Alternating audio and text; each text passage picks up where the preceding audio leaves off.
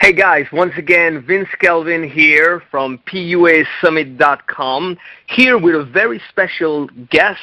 He is the new rising star of Love Systems, all the way from London, England. We have with us Daxx. So, hey, we're very eager to soon see you at the summit. I know that Love System has brought so many people from Braddock's to Mr. M and so on, and you're the newest rising star of Love System, so thanks for being with us today. You started when you were super young. How old were you when you started? I was 16, man. Got into the game early. Wow, that's pretty awesome. And a lot of people could mistaken you for a natural and not know how much effort you've put into it.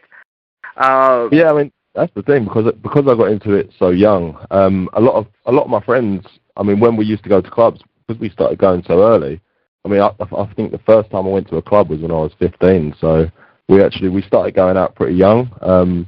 It used to be the way for us to get girls is we'd go on the dance floor and literally go up to every girl and just try and dance with every girl, and eventually we'd end up pulling, but then it got to a point where it was like, back then when the girls were a bit younger, it wasn't that they weren't really that developed, they weren't that used to going out in clubs yet, but then after they'd had like a million guys hit on them, I started to realise that dance floor wasn't as easy as it was.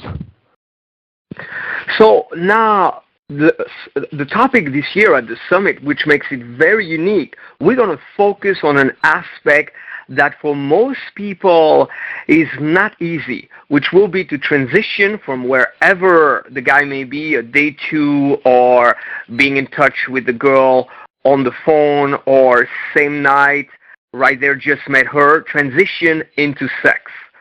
So I know Love System has some incredible ways to do that. I'm curious, what would be your recommendation for, let's say, why don't we start with guys that are completely new? What's the first step they could start to take to more easily transition into sex? The first thing I'd say is actually something that Braddock said recently at the Vegas boot camp. And it was literally for everyone, if you ever get stuck, the basics are tease, qualify, and escalate. That's literally the most basic tip I can give. If like, for some, like, when I was out in Vegas recently with Braddock, if I ever found myself getting stuck, because it's a different ballpark. I mean, going out in your social circle is one thing, but going out and cold approaching is another thing. So yeah, you do have to be careful if you are new to this. But for people that are going out practicing cold approach, best tip I can give is tease, qualify, and escalate. You get good at those three things, then you'll get good at especially saying like lays. Would you give us an example for each one? Tease, then qualify, and escalate. Yeah, so for teasing, for example, maybe I'd say for instance, the girl had big boobs. I'd say to her, "Oh look, you're really hot. It's just I'm not really into girls with small boobs." So you'd make it playful. It's just a playful tease, but throw something like that in. As for a qualifier, there's loads of ways to qualify. There's a long hoop theory that we teach, but a basic for qualifying would be something like, "Can you cook?" And then if she says yes, then you follow it up with something a bit bigger, like, "Okay, so what can you cook?" Then whatever she answers, maybe she says Chinese. If you like Chinese and you say, "Oh, awesome, I love Chinese food." All right, so if me and my friends are going to come round tonight, what would you cook us as a main meal and dessert? And then the more and more she answers, the more she's investing herself into you.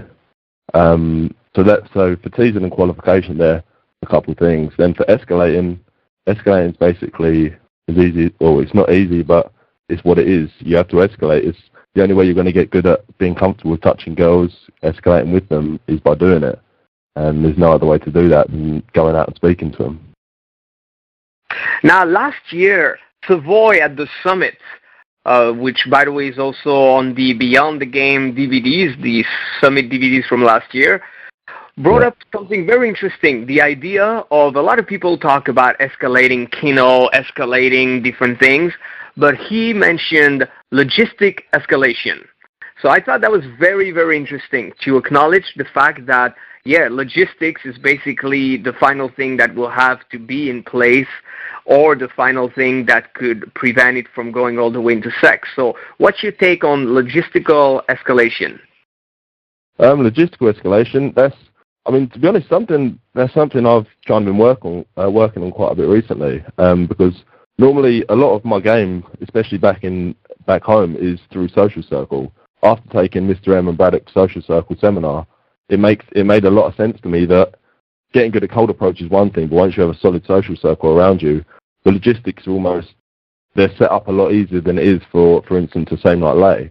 However, to increase the logistics, that's something that I remember Savoy talking about I remember seeing the summit DVDs from last year and seeing them talk about it.